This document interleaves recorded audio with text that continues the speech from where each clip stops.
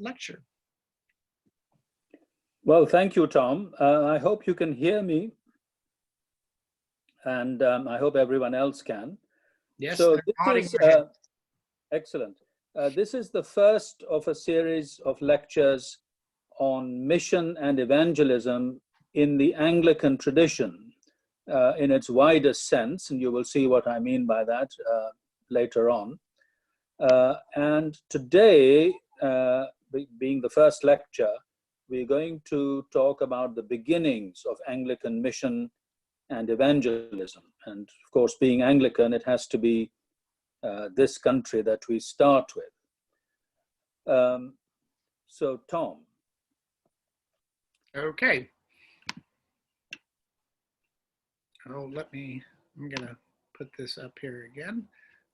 Just a second, let me get to the PowerPoint very quickly here. And Okay, I can keep talking while you're you doing keep talking while I'm getting the screen back, okay? You keep going. Okay. So the Anglican story is steeped in mission and evangelization. How the underground gospel of the church of the first centuries, persecuted in both the Roman and the Persian empires, arrived in Britain remains, not surprisingly, shrouded in mystery. From its shadowy beginnings with the martyrdom of St. Alban to hints in Tertullian and Origen suggesting the faith had reached Britain, that is about all we have.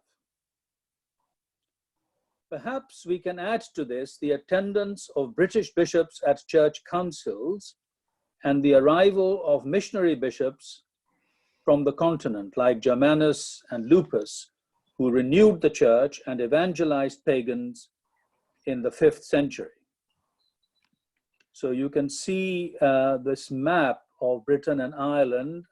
Please keep it in mind because it is of relevance. The pagan Anglo-Saxon invaders who followed all but destroyed this church, pushing the ancient Britons who had not been killed or assimilated into the Welsh mountains or the Cornish peninsula. There the church continued to survive, as it did, of course, in southern Scotland, but the rest of the land was engulfed in darkness. By the end of the 6th century, the stage was set for a fresh wave of evangelization, and this was to come from both the south and the north. So could we have Gregory, please? Okay, coming. Let me get it together here. Whether or not Gregory the Great saw Anglo-Saxon boys being sold in the slave market in Rome, leading him to exclaim, "Angli sunt, angeli fiant," they are angels, let them become angels, he seems to have bought their freedom, to nurture them in the Christian faith, and to send them back as missionaries to their own country. When Gregory sent Augustine to England in 596, we can wonder how many of the 39 monks who accompanied him had been drawn from the ranks of these English young men. Like many others after them, Augustine and his band were fearful of the fierce pagan culture to which they were being sent and tried to withdraw. However, Gregory encouraged them to persevere, and Augustine was surprised to find that the way had been prepared for him by the Christian queen Bertha, wife of the still pagan king Ethelbert. It's always somebody preparing the ground for mission, isn't there? In the end, he was welcomed and given a listening ear. So that is the arrival of Augustine. And you can see Ethelbert and Bertha there. Very soon, thousands of Ethelbert's subjects were being baptized, and the king himself became the first Christian English king. Augustine's companions, who were later augmented with others, established themselves in Kent, with Rochester being the second bishopric to be founded after Canterbury. Plug for Rochester, please, Tom. There we are. Sorry, that's a bit of a plug, but it was the second bishopric to be founded after Canterbury. The missionaries then went on to the land of the East Saxons with the refounding of the bishopric of London. One of them, Paulinus, was to go all the way to York and Northumbria to evangelize the kingdom there. He was so successful that the king, the pagan priests, and the Witan, or the royal council, the precursor to our parliament, were all quickly converted, and Paulinus was made archbishop over the area. It was only when the newly converted King Edwin was killed by the pagans that Paulinus had to flee back to the south, to Rochester, where he became the bishop in 633. Only James the deacon was left in Northumbria until Oswald became king and restored Christianity to his kingdom. This time, however, it was not in its Roman form that Paulinus had brought with him, but it was in the Celtic form. The Celtic Christianity of Iona, established there by the greatest of the Irish missionaries, Columba. Iona, Columba, could we have, please? Iona sent St. Aidan to be the bishop, along with the monks from Iona, in a strong partnership with King Oswald. Aidan set about his work evangelizing the north of what is now England. The monastery he founded on Lindisfarne, which came to be called Holy Island, sent missionaries all over England. I think, could we go back to the map for a bit, Tom? Okay, let me see here. Okay. So you'll see from the northeast, Lindisfarne is in the northeast of England. From there, the missionaries went all over as far as the Thames estuary on the very threshold of St. Augustine of Canterbury's territory. It was also from here that the Midlands were evangelized, and the name of Chad, Bishop of Lichfield, readily comes to mind. His brother Cedd, on the other hand, was an evangelist in the east of England. When the bishops and people of the Celtic tradition accepted the Romanizing of the church at the Synod of Whitby in 664, it was for the sake of Catholic unity. They did not wish to be left high and dry with their insular ecclesiology, but wished to be part of the church worldwide and across the ages. Their huge contribution, however, to the primary evangelization of many parts of Britain cannot be forgotten.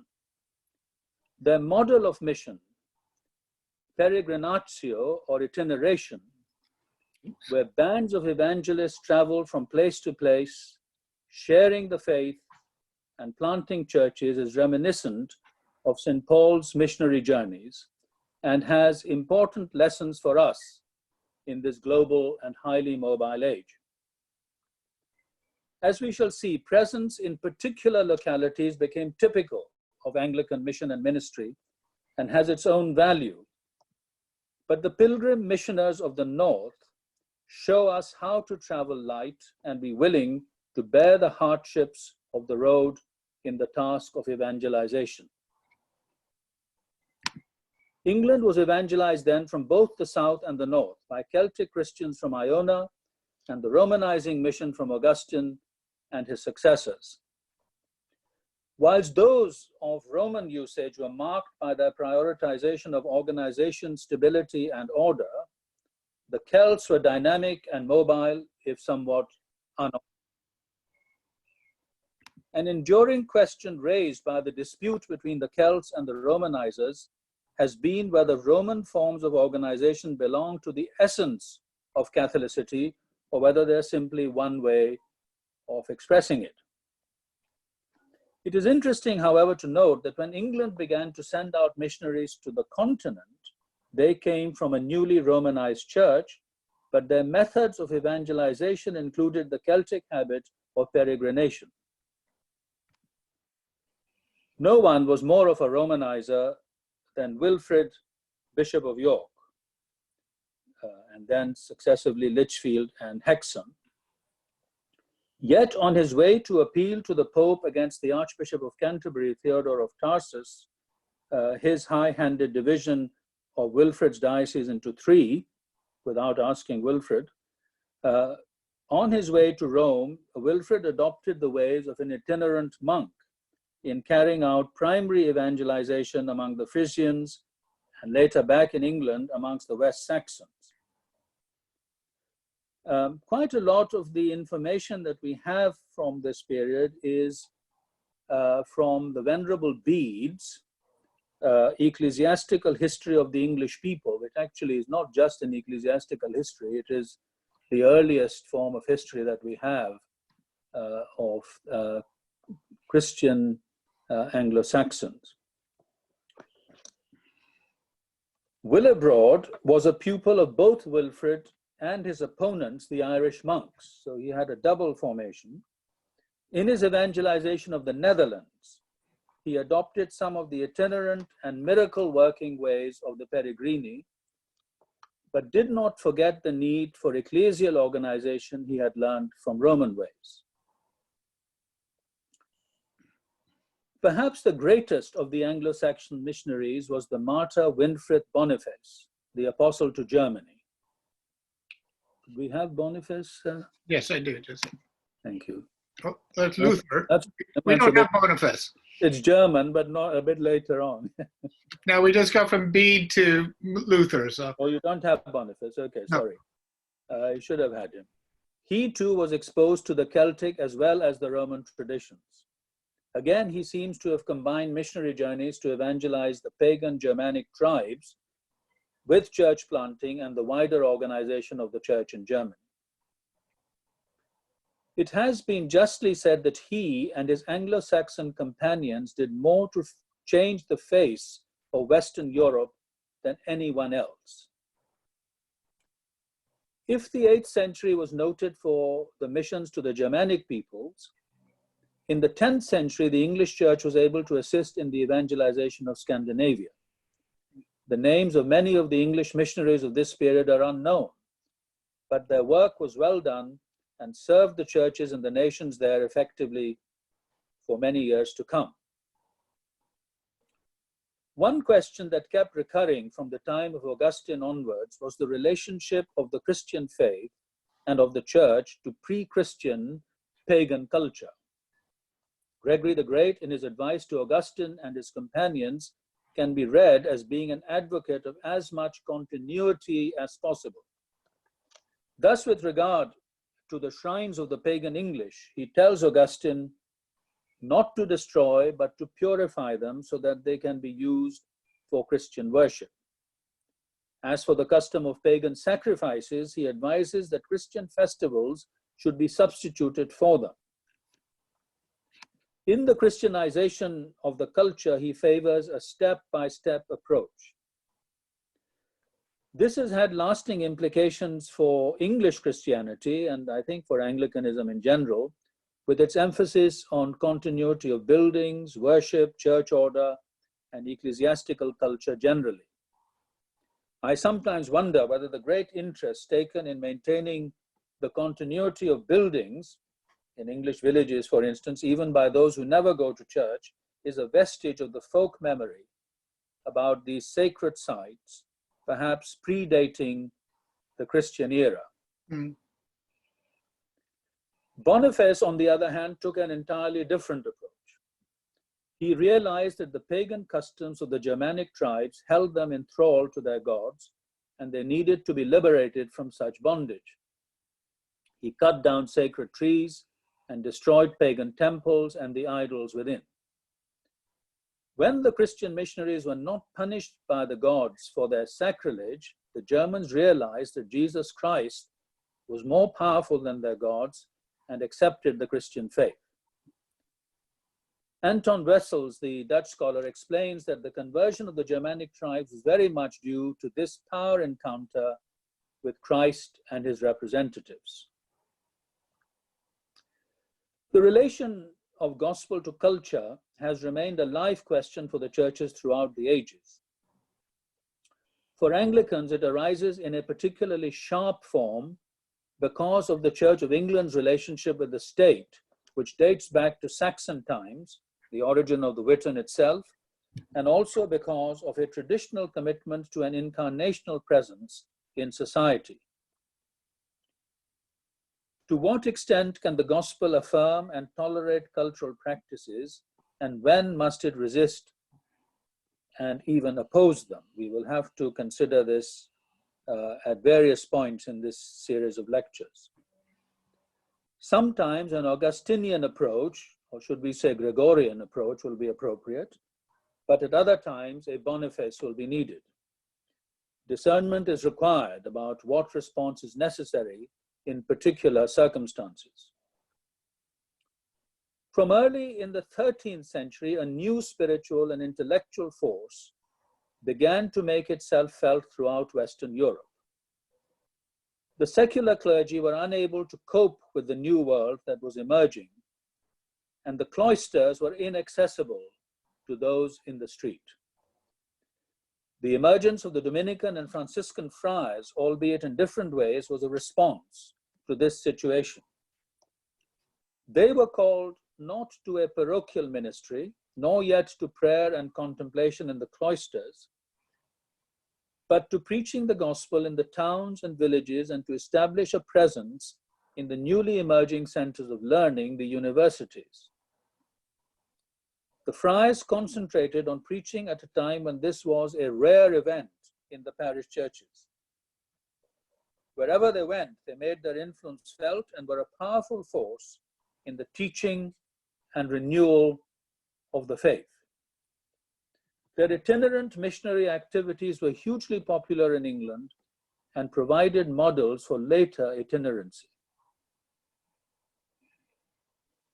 Dominican and Franciscan mission was by no means confined to Western Europe. It ranged far and wide. The Franciscans were at the court of the great Khans of the Mongols, where Nestorian missionaries had preceded them. The Franciscans were followed by the Dominicans.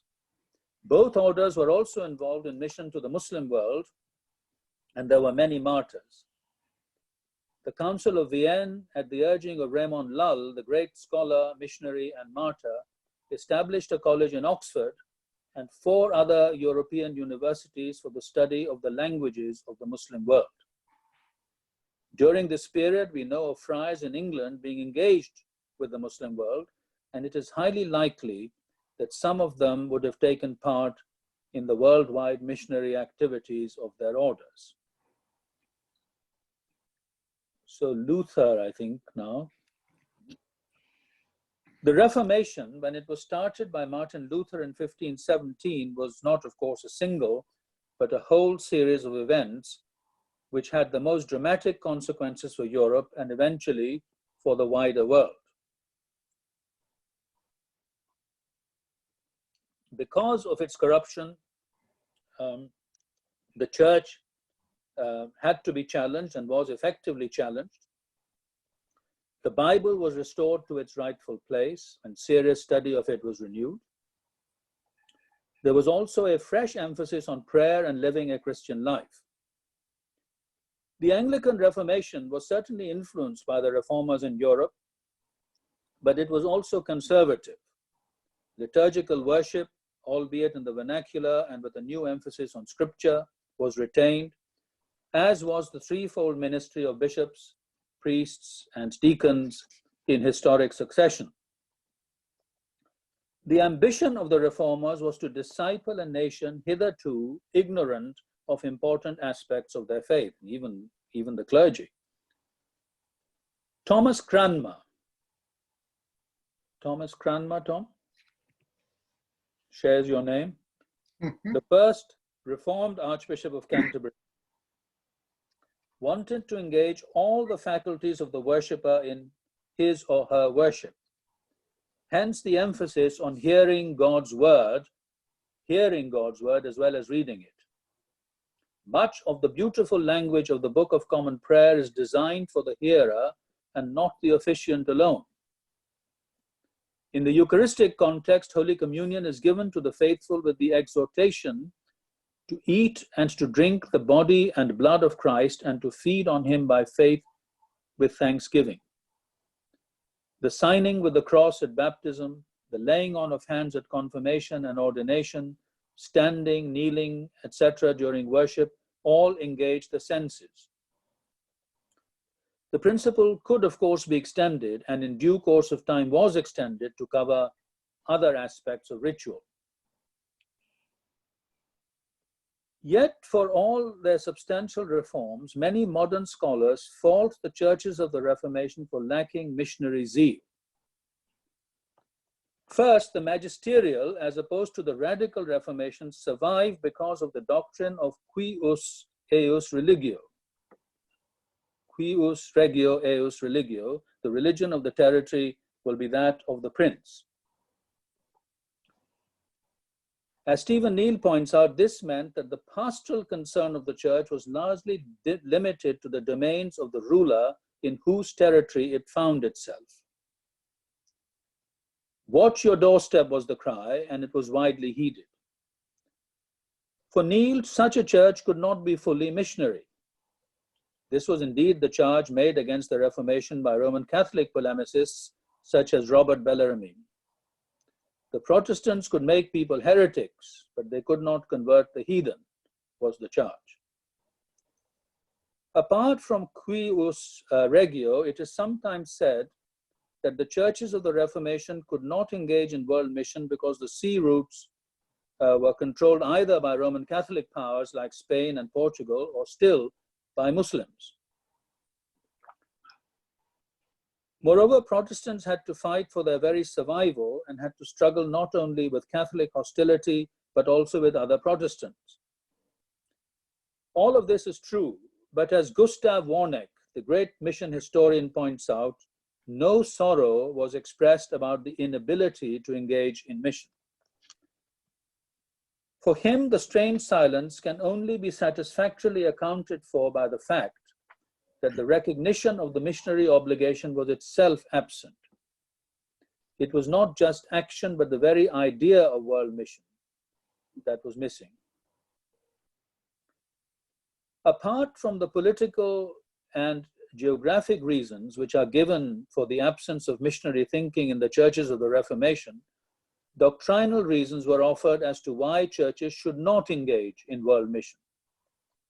A curious kind of dispensationalism asserted that the command to preach the gospel to all nations had been fulfilled at the time of the apostles.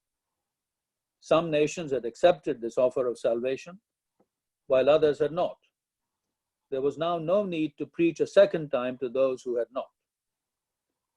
Such dispensational thinking was related to the frequent emphasis in reform circles on God's sovereignty. The kingdom of God could not be extended by human effort, but was the work of God alone. Even those who believed that God used earthly means in the fulfilling of his sovereign will still thought that the absence of such means for one group and their availability for another was an indication of God's will to which we must submit rather than to challenge it. Perhaps, however, the simplest explanation for a lack of vision for missions beyond the territories of Protestant rulers was the most pressing practical need to thoroughly disciple the people and the popular culture of those areas and to move them away from the previous hegemony of medieval corruptions. There were exceptions, of course. Adapted from the medieval liturgy, one of Cranmer's collects for Good Friday specifically prays for the conversion of the heathen. Merciful God, who has made all men, and hatest nothing that thou hast made, nor wouldest the death of a sinner, but rather that he should be converted and live, have mercy upon all Jews, Turks, infidels, and heretics, and take from them all ignorance, hardness of heart, and contempt of thy word. And so fetch them home, blessed Lord, to thy flock, that they may be saved among the remnant of the true Israelites, and be made one fold under one shepherd, Jesus Christ our Lord, who liveth and reigneth with thee and the Holy Ghost, one God, world without end. There is no evidence, however, that the practical implications of such a prayer were ever really taken into account.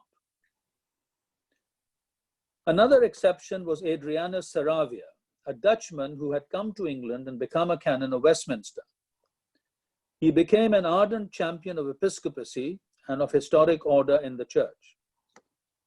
He points out that the apostles clearly chose fellow workers and successors to continue their work, and that the Lord's promise attached to the missionary mandate at the end of St. Matthew's Gospel, that he would be with the church until the close of the age, must mean that the missionary mandate is also to continue until then. It should be noticed, moreover, that the promise is conditional on continuing the work of discipling the nations. Saravia was, however, severely criticized on the continent of Europe for holding such views by both Lutheran and Reformed theologians. One further observation about the understanding of mission in 16th century England must not be overlooked. This is the contextualization mandate of Article 34 of the 39 Articles of Religion. As a Tudor scholar steeped in Greco-Roman oratory, Cranmer believed that a message had to be fitted to the cultural particularities of its intended audience. Consequently, in the essay on ceremonies, at the end of the first prayer book, 1549, Cranmer established three important principles. First, liturgical practice has not been established by divine revelation, but rather by the authority of the church in the light of human culture. Secondly, because society is ever changing, the church must constantly review its inherited liturgy to make sure that its gospel proclamation remains effective for contemporary culture. It was self-evident to Cranmer that there was no sense in continuing to use deeply hallowed ancient Latin liturgical texts in parochial worship, since most English people could not understand them. Thirdly, because human culture differs from nation to nation, all churches will need to contextualize the presentation of the gospel as makes missional sense in their cultural contexts. And I quote from Cranmer, "And in these all our doings we condemn no other nations, nor prescribe anything but to our own people only. For we think it convenient that every country should use such ceremonies as they shall think best, to the setting forth of God's honor and glory, and to the reducing of the people to a most perfect and godly living, without error or superstition, and that they should put away other things, which from time to time they perceive to be most abused, as in men's ordinances it often chanceth diversely in diverse countries." Cranmer incorporated these principles into Article 33 of his 42 articles, which in turn found their final form, as I say, in Article 34 of the present 39 Articles of Religion, which are the doctrinal basis for Anglicans. So Article 34 says something like this: "It is not necessary that traditions and ceremonies be in all places one or utterly alike. For at all times they have been diverse, and may be changed according to the diversities of countries, times, and men's manners, so that nothing be ordained against God's word. Every particular or national church hath authority to ordain, change, and abolish ceremonies or rites of the church ordained only by man's authority, so that all things be done to edify. Church practices need to be adapted to men's manners in different times and places. Even if the Reformation era Church of England did not actually engage in world mission, its formularies clearly laid down the theological basis for the institutional contextualization of the gospel, which has become axiomatic in modern missiology. The profile of world mission fared a little better in the 17th century revision of the Anglican liturgy. The 1662 Book of Common Prayer provides a rite for the baptism of such as are of riper years, And its preface gives one of the reasons for it as being useful for the baptizing of natives in our plantations and others converted to the faith. And yet, as Stephen Neal points out, there seems to have been only one baptism of an Indian, according to Anglican rites, in the whole of the 17th century, in spite of there being a British ambassador at the Mughal court from early in that century, as well as there being chaplains attached to the East India Company. Such then was the situation until the 18th century. There was widespread trust that the liturgical worship of the church, the homilies, and other preaching and pastoral offices of hatching, matching, and dispatching were sufficient to disciple the nation. As to the rest of the world, there was an uneasy but growing recognition that something should be done about it. But the parochialism of the Reformation era still held sway, and not very much was done about it. The 18th century began quietly enough, but it was to prove to be quite as dramatic as the 16th, where the renewal of the church and its mission are concerned. But that will be for our next lecture.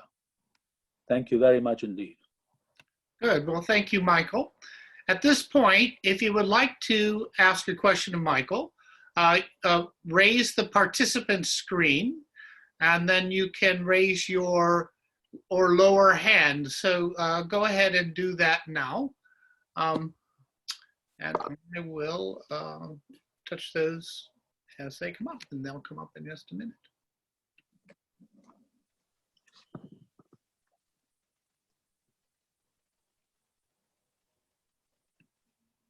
Waiting. Are there any questions? I think there are. Usually once they get going, they get rolling. So Thinking time, I think. thinking time. Let me ask a question. Oh, here we go. We've got one with Alfred Cooper. So, Alfred, you are unmuted. Or unmute yours, Alfred, so you can speak. Trying to, what's going on here? Okay, right. Alfred, go ahead. Thank you, Bishop Nazir, or I should say it in Spanish, muchas gracias, Obispo Nazir, from Chile. Here, of course, it's very early in the morning.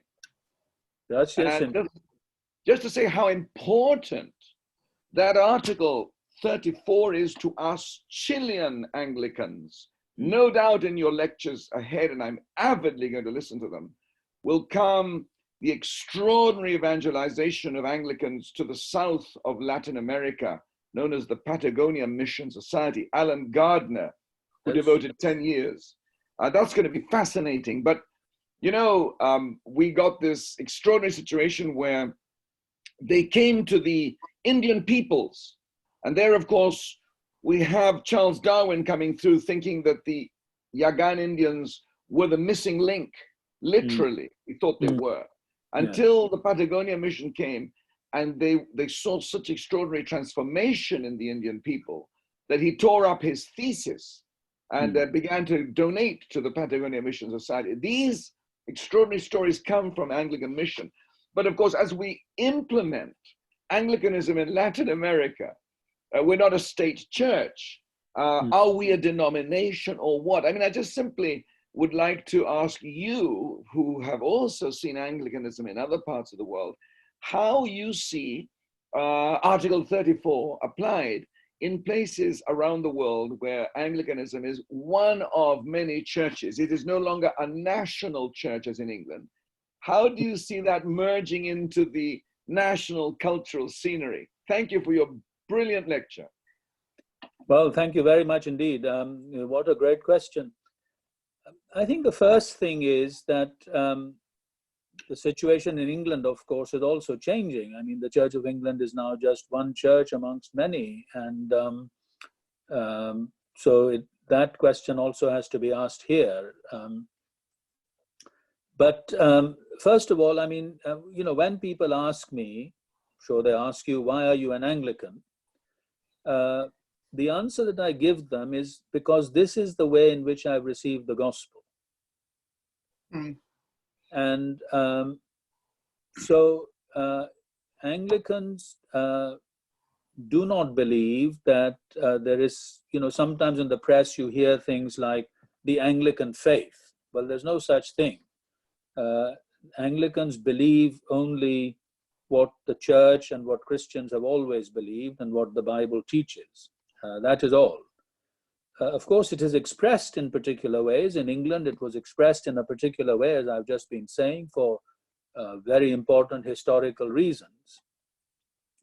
But not only Article 34, I think also the preface to the Book of Common Prayer and Cranmer's own article on ceremonies actually is a mandate for inculturation, for the contextualization of the gospel into different cultures in different ways.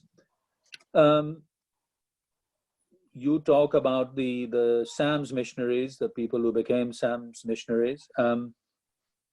CMS also was insisting, Henry Venn, I was General Secretary of CMS at one time, and he is one of I have so many illustrious predecessors in that role, but he was one of them. And in the 19th century, he was already insisting on the importance of the local church, of a local pastorate, and of episcopacy to emerge from such a church. However, I think it also has to be said, and to our shame, that very often Anglicans in different parts of the world have not contextualized. They have simply taken English Christianity and imitated it. But this is changing very rapidly. I mean, for instance, in Africa, if you take the Church of Nigeria, I'm sure there are some Nigerians listening to this. When I first encountered the church in Nigeria in the 1980s, when I went there to prepare the bishops for the 1988 Lambeth Conference, the church was very much a sort of prayer book, Book of Common Prayer, 1662 Book of Common Prayer church. And it was good at that. I mean, I'm not saying that it wasn't. But now, the situation has changed completely. Partly, I think, because of the challenge of the Pentecostal churches, the Anglican Church and other churches have had to rethink their worship, contextualization of worship, of music, of the way in which they live their church life, the way they study the Bible, their celebration of the sacraments, all of those things. So people are waking up to this. But there is always this tension between what is important for continuity and what is new that can be received from a culture. The church in mission has a dual relationship. It brings riches to a culture, but it also receives riches from a culture. And so there should be a mutual enrichment. Michael, I have a question. In terms of cuius regio eius religio, Yeah. both in its origin and also its reception, doesn't that make mission in some sense an invasion of some sort?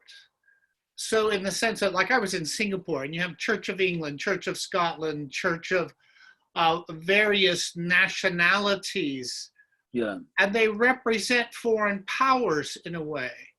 And vice versa, even going back to Cranmer, the idea of doing mission, if you're the Church of England, represents a question of sovereignty. And this seems to be an ongoing issue in terms of mission and mission engagement. Yes, I think you're anticipating my next lecture a little bit.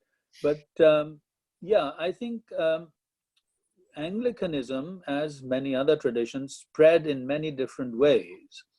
So, for instance, when English-speaking peoples went to settle in other parts of the world, like the United States or Canada or South Africa or Australia or New Zealand or wherever it may have been, India, they took their church with them. Well, I mean, that was natural. And they made it look as much like the church at home as they could, given the difference in weather and so on. And many Anglican churches are descended from that kind of expansion. But that was not the only kind of expansion, as Alfred was just saying. There was also the missionary expansion of the church, which was quite different, and which had an uneasy relationship with the colonial powers. Sometimes it was a relationship of cooperation and collaboration. Sometimes it was of opposition, for example, to the slave trade or the exploitation of native indentured workers, and so on. So, give you two examples. In India, in British India, for instance, there was something called the Ecclesiastical Department of the Government of India, which was the Church of England in India. It was an established church with English bishops who were there to cater for the spiritual needs of the British there and of communities like the Anglo-Indians. Then there were the churches founded by CMS and also the Society for the Propagation of the Gospel, the higher church Anglican society. And they were quite different. They had to raise their own support. CMS insisted that bishops could not be appointed until a church was self-supporting, for example. And so when India was made a province of its own, that is in Anglican terms, an autonomous church, the Church of India, as it was then called, all of these streams had to be brought together in a rather uneasy alliance. I mean, it has worked out more or less, but I think that's another example is Tanzania, where part of Tanzania was evangelized by not even CMS, but by the Bible Churchmen's Missionary Society, now called Crosslinks, very evangelical. And the other half by the university's mission to Central Africa, which was an Anglo-Catholic Anglican Missionary Society. So when Tanzania had to become a province, these two quite different ways of worship, of tradition, of church organization had to be brought together. Now, again, that has been successful, but one can't say that it was without tension. Okay, we're going to turn to David Singh. And David, I'm unmuting your mic. Well, thank you. Thank you, Bishop Michael, for this lecture. And now looking forward to other lectures. I will I think find he's out got from frozen Tom there. when those lectures will take place. You made a passing reference to a Franciscan. Hello? Hello. You made a passing reference to a Franciscan saint, Raimundo Panikkar. Yes. Can you hear me? Yes, I can hear you now, yes. Yeah. He's considered both a saint and a heretic, saint by the Franciscans, of course. That's the order he belonged to.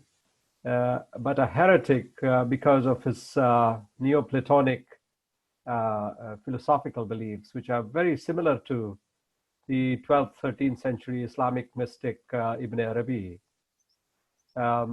And I'm just wondering, because he believed he wanted to die in the service of God and serving Muslims, whether he is used by Christian missionaries as an inspiration for their mission work among Muslims. Do you mean something like Nazir?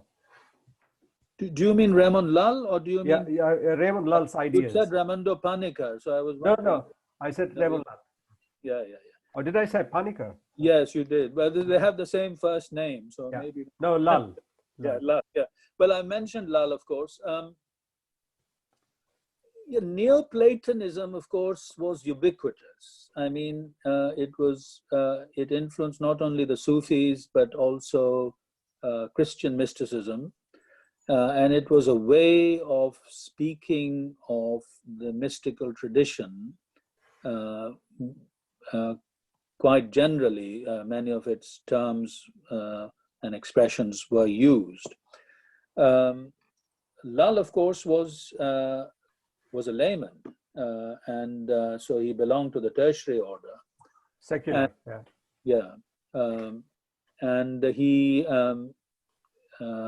promoted the study of Arabic and of other Islamic languages, as I was saying, in the universities.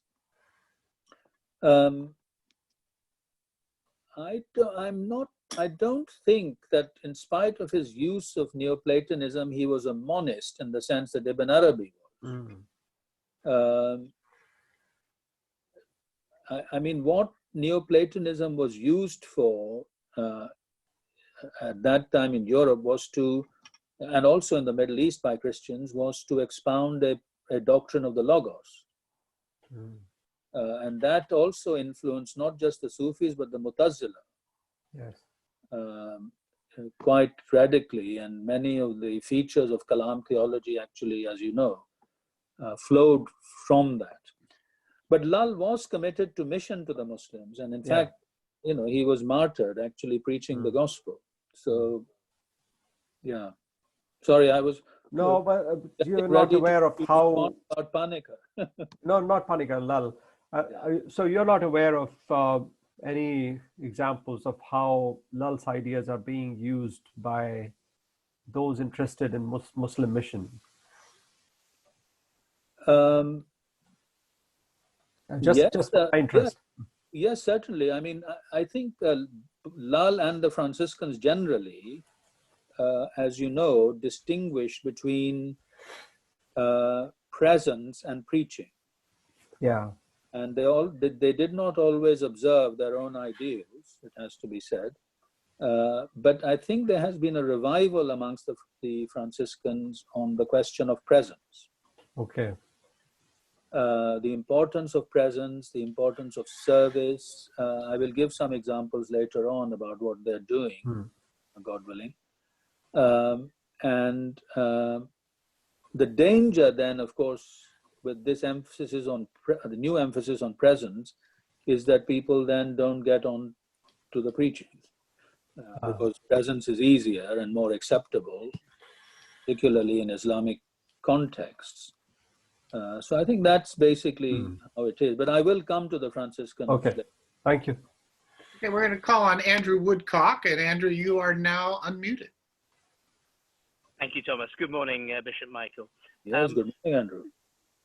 I wanted to focus on what you were saying about Synod of Whitby, post-Synod of Whitby. Was that the end of the road for Celtic influence on the Christianity in this country and obviously Anglicanism as it moved forward? As maybe some of our Roman Catholic friends might say, it's black and white, Synod of Whitby, very clear. Some of our, let's say, Greek and Romanian Orthodox friends will quite often say, well, no, actually, we think the Celtic Christianity is basically Orthodox Christianity. Or do you think that, yes, it did echo, but it was maybe something uniquely British or Brittonic that's echoed forward, or perhaps none of the above? Yeah, Matthew Parker, Archbishop of Canterbury under Elizabeth, wrote a book which was about the antiquity of Christianity in Britain and claimed the Celtic tradition for Reformed Anglicanism. So there is that. I mean, however, as I was saying earlier, I mean, almost immediately after the Synod of Whitby, we had Anglo-Saxon missionaries going to the continent who were Roman in their formation, as far as we know, although some had dual formation, but who were using Celtic missionary methods on the continent. So I think it did continue. The temper was there. I mean, the problem was that because it had been unorganized and because Rome was so well organized that, you know, it actually just covered over, as it were, that tradition. But there's been a great revival of it more recently. I think the formation of the CMS and the voluntary societies is in that sense Celtic in form. It is about itinerant ministry and mission. It is about going out, traveling around. It's not heavy on organization. So in that sense, we could say the tradition is alive and well. I mean, there is this constant tension in the church, not just in Anglicanism, between movements of people, movements for renewal, movements for reform, movements for mission, and the institutional church of the diocese and the bishops and the synods and all of that. I think it's a healthy tension, and a church that doesn't allow it is the poorer for it. And my own policy as a bishop, and I've had opportunities, is to allow the voluntary principle to flourish, because that is how the church is renewed. Good. Thank you, Andrew. I've got a quick follow-up question on that, Michael.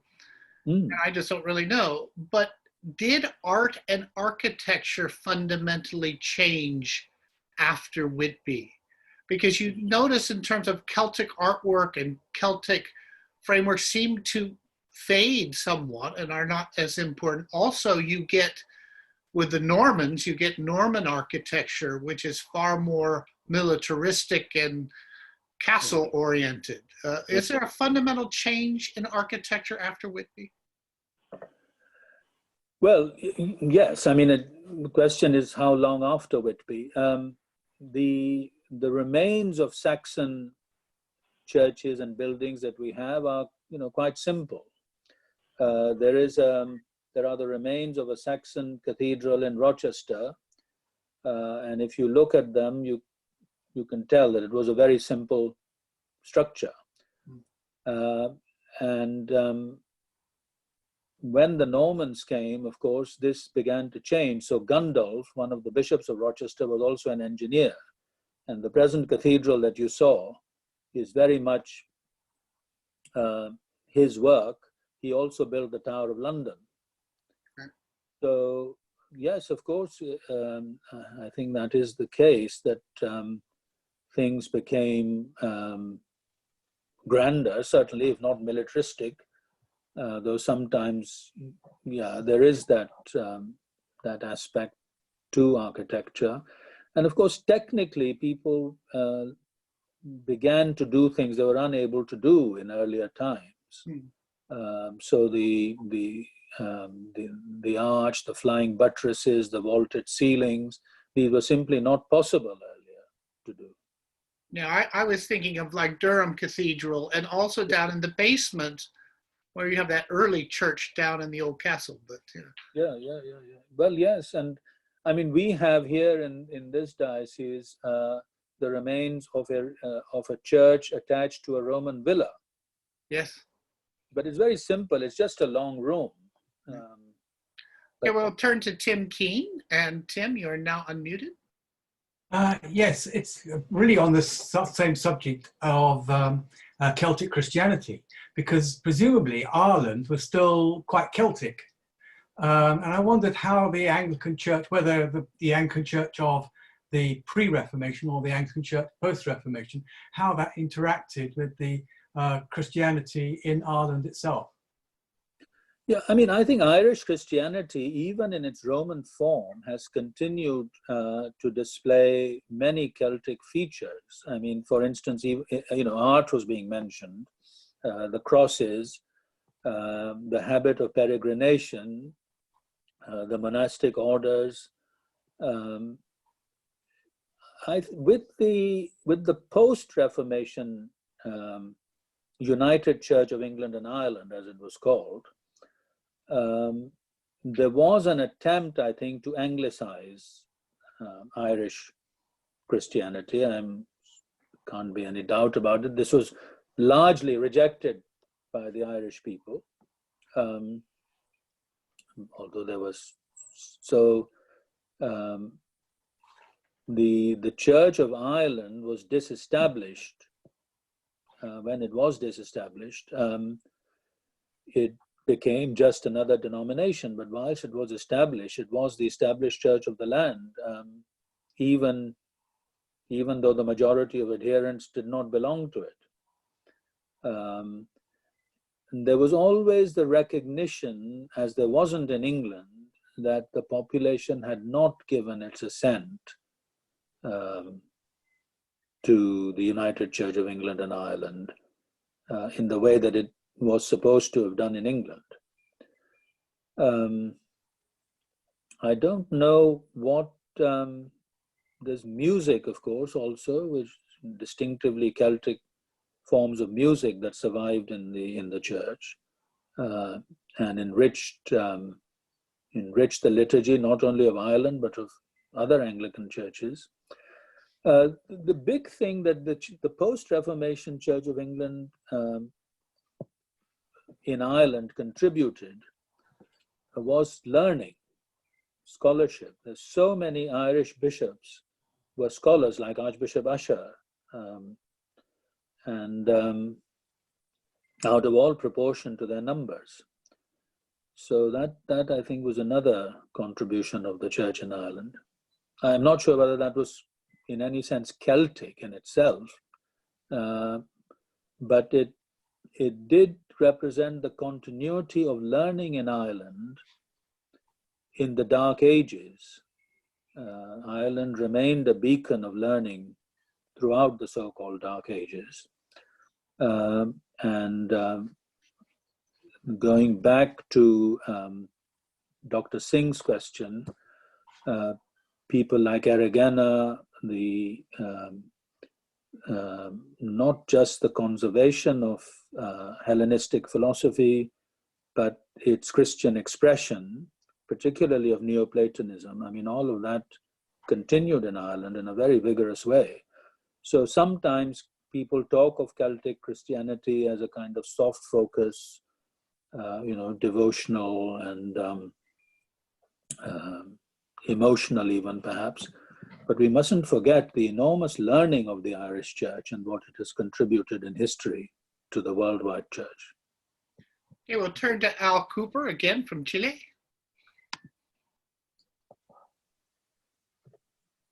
It's so fascinating.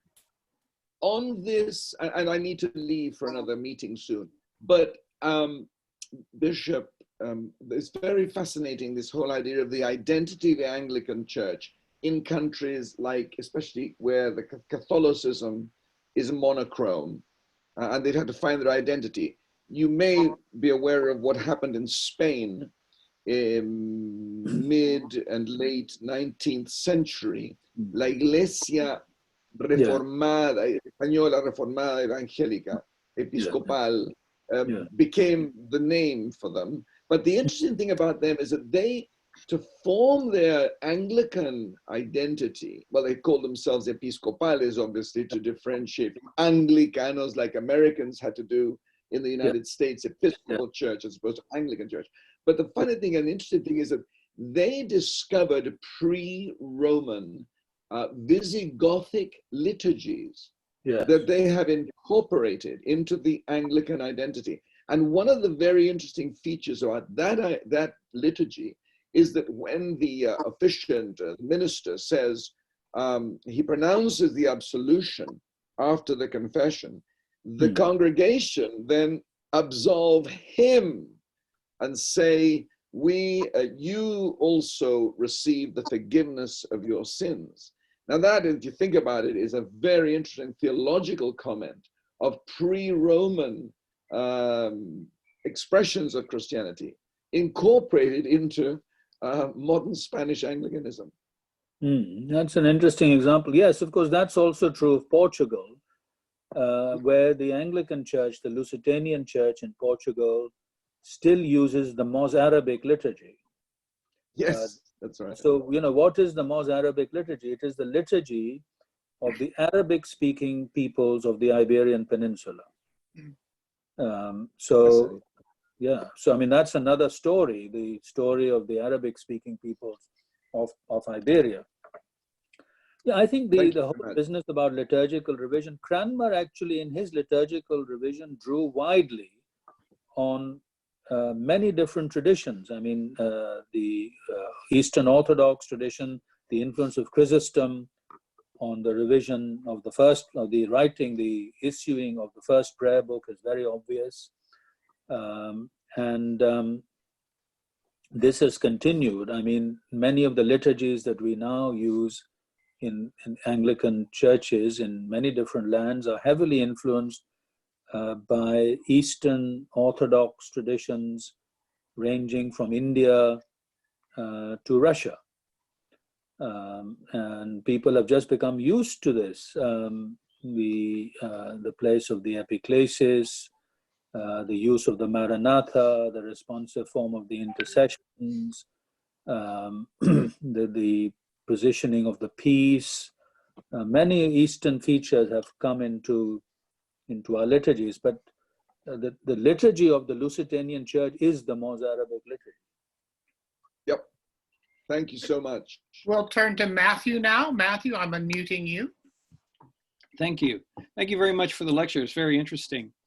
You talked a very wide expanse of history in a short amount of time, and so you may cover this in the future, but I was kind of curious as to the Crusades and their effect on mission, or maybe more importantly, the return of the Crusaders to the effective mission. How did it have an effect? Well, yes, it had. Depends what you mean by mission, but for instance, churches were established in many of the territories that the Crusaders had taken back, as they would have said. And indeed, bishoprics were established in many of the countries again. But what is outstanding at that time was the visit of St. Francis to the Caliph. And the activities of the Franciscans, again, this goes back to what Dr. Singh was saying earlier, the activities of the Franciscans at that time in promoting mission amongst Muslims. So the Franciscan position was that the Crusades were not the appropriate way of responding to Islam. Raymond Lull's stance particularly was that a peaceful approach was necessary. And Francis had himself modeled this in his encounter with the Caliph at Damietta. And as you know, the Caliph had said that if he ever encountered another Christian like Francis, he would become a Christian. Yeah, I mean, all of that, it was very costly. A lot of the Franciscans were actually martyred in their attempt at mission to Muslims. But the attempt was made by them and by the Dominicans as well. Good. We'll turn now to Ben. Hello, Bishop Michael. You said, as indeed the Diocese of Rochester website says, that Justus was the second bishop of the second diocese to be great after Canterbury, but at best it was second equal, because Bede has Augustine consecrate Mellitus and Justus together, Mellitus being the Bishop of London. The interesting thing is that, and thank you very much for pointing out Article 34, but I don't think Cranmer is being totally original there, as he often wasn't, quite deliberately. But it follows very much the Epistola ad Mellitum that Gregory sent to Mellitus on his way to England, which is in chapter 30 of Bede's first book. And there he quite deliberately says, stop the idol worship, which is what he had written to the King Ethelbert, but don't destroy the temples in which the idol worship happens. They should on no account be destroyed. Yes. The temples themselves are to be aspersed with holy water and altars set up, so that they are purified. Yeah. Well built, dedicated to the service of the true God. In this way, we hope that the people, seeing that its temples are not destroyed, may abandon idolatry and resort to these places as before, and may come to know and adore the true God.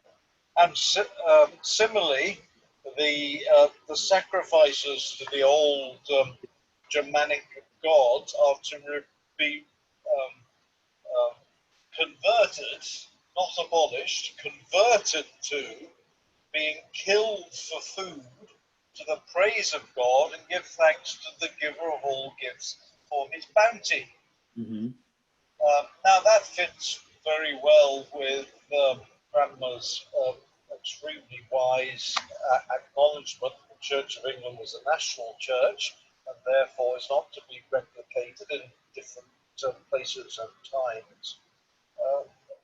But if we look at the modern missionary movement and the expansion of Europe across the world and also Anglican mission, does it not lose sight of Gregory the Great's advice in that when you go to Africa, you simply act in ignorance of religious traditions there and seek to annihilate and replace them, rather than expecting a slow and gradual change in conversion, which Bede envisages. Thank you, Ben. Yeah, thank you. Well, that's a very long question. Yeah, Mellitus, of course, was not a bishop when Gregory had committed this epistle to him. It was really intended for Augustine. And I mentioned what Gregory had actually said about the retention of the pagan shrines and their purification, and that the sacrifices were to be turned into celebrations of a Christian kind. I think that is true, but as I also said, there were significant Anglo-Saxon missionaries like Boniface who took the other view. And again, this is a tension that we find in mission all the time. And it was also found in the modern missionary movement. The modern missionary movement was not always of the same mind in this. So for instance, I will talk later on about Bernard Mazeki, the Mozambican who evangelized the Shona people in Zimbabwe. He was quite firm about the superstitions of the Shona, but at the same time he wanted to use their language that's about the spiritual world in the cause of the gospel. And he did so, and this is reflected in the worship of the Zimbabwean church even today, the terms that they use. Again, this is anticipating things, but John Beattie, the Kenyan scholar, did a study of how African churches use spiritual terms, and he discovered that very many of the spiritual terms that the Christian churches in Africa are using today, I mean, Ben will know more about this than I do, are actually church expressions that were used already before the Christian faith came to that part of Africa. I mean, that, and things change. I mean, as I was saying, in the church in Nigeria, I have seen this change myself. I think to some extent you can say this of other churches. There is another aspect to contextualization, that you could end up freezing contextualization. So in the ancient churches of Africa, Ethiopia and Eritrea, etc., what has happened is that contextualization, the use of the Ge'ez language, for example, in liturgy and the translation of the Bible, has got frozen in the 5th century or whatever when it was made, rather than its use rather than the use of the languages of Ethiopia today or of Eritrea. So we have to be careful about that also. I mean, there is, whilst the prayer book, the Anglican prayer book, as we've just seen, makes room for contextualization. In fact, there are people who want to hold to the way in which the liturgy was given in the 16th century in exactly that way. So, rather than thinking about the spirit of the prayer book, they want to retain its form, even when that might not be as well understood as it was then. So we have to be careful about this. We will come to the contextualization issue in greater detail. I mean, there were many experiments, both in terms of modern mission and longer ago, that were made. Not all of them survived, but some of them did. And those that did not survive, we can still draw inspiration from them. Michael, thank you. One other question I wanted to ask in terms of the move up into Scandinavia. Yeah. You said that was English missionaries. So when they went, under whose flag did they fly? And was it seen, because you mentioned earlier from the very early origins, it was related to princes. So was this ordained by the prince, and was it seen as in some way ecclesial, or was it in a sense an invasion of the English?